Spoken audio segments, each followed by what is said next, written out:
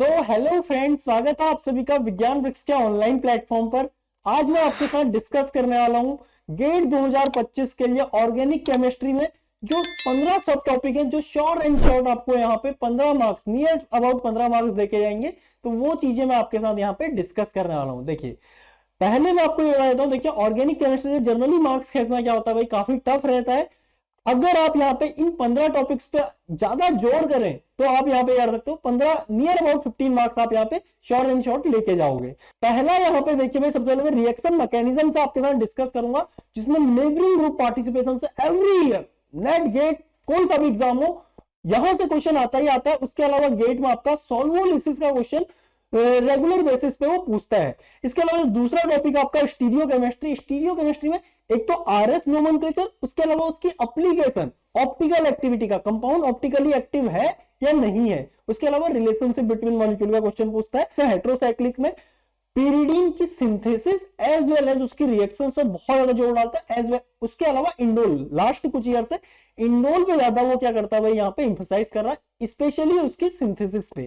ठीक है, तो ये चीजें आपको करनी है। उसके अलावा जर्नल ऑर्गेनिक केमिस्ट्री में आपके दो ही टॉपिक होते हैं, एक तो एरोमेटिसिटी का और उसके अलावा आपका एसिड बेस का। तो इन दोनों से पूछा जाता है, बाकी आपको ज्यादा आगे पीछे करने की जरूरत है नहीं इनमें। पेरिसाइकिल में मैं आपको बताता हूँ, डीएल-साल्डर रिएक्शन से बहुत क्वेश्चन पूछता है और उसमें भी मेनली आपका जो तीनों कंसेप्ट, एंडोज रूल प्लस आपका जो स्टीरियो केमिस्ट्री रहती है, रिटेंशन ऑफ स्टीरियो का, मतलब अगर सिस आपकी डाइनोफाइल है तो सिन आपको प्रोडक्ट बनाना है, तो इन सारे रूल्स का जो कॉम्बिनेशन आपकी स्टीरियो केमिस्ट्री निकल के आती है तो वो बेहद इंपॉर्टेंट होती है। इसके अलावा आपका 3,3 सिग्माट्रोपिक रिएक्शन, ठीक है, 3,3 सिग्माट्रोपिक रिएक्शन में कई बार क्या होता है, स्कैफोल्ड में आपके साथ खेलता है वो, कार्बन स्कैफोल्ड में सिन प्रोडक्ट आएगा, एंटी प्रोडक्ट आएगा, तो वो चीज आपको सीखनी है। इसके अलावा जैसे रिएजेंट्स में, रिएजेंट बहुत वास्ट टॉपिक है, वन ऑफ द मतलब वास्ट टॉपिक है पूरी केमिस्ट्री का।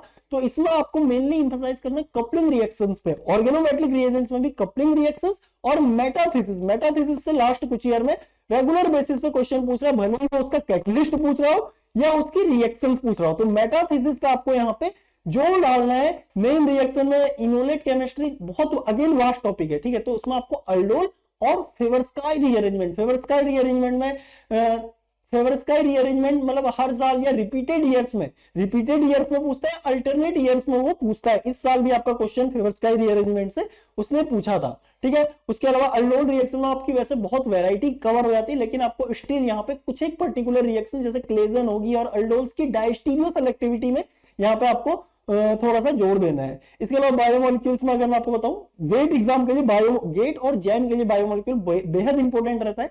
यहां पे भी आपसे एक तो न्यूक्लिक एसिड से क्वेश्चन पूछता है, सारगैप्स रूल, ये और उसके अलावा यूरासिल मतलब आरएनए डीएनए में कौन सा आपका ये बेस प्रेजेंट होगा। इसके अलावा अमाइनो एसिड्स में भी सीक्वेंसिंग का क्वेश्चन, एडमिन डिग्रेडेशन और आपका सेंगर्स रीअरेंजमेंट, यहां से आपका क्वेश्चन जनरली पूछा जाता है। तो ये 8 टॉपिक्स में मैंने आपको कुछ सब टॉपिक्स बताए जहां से आपके नियर अबाउट 15 मार्क्स का जो वेटेज है वो कवर होता है। तो आप इसको करके जाइए।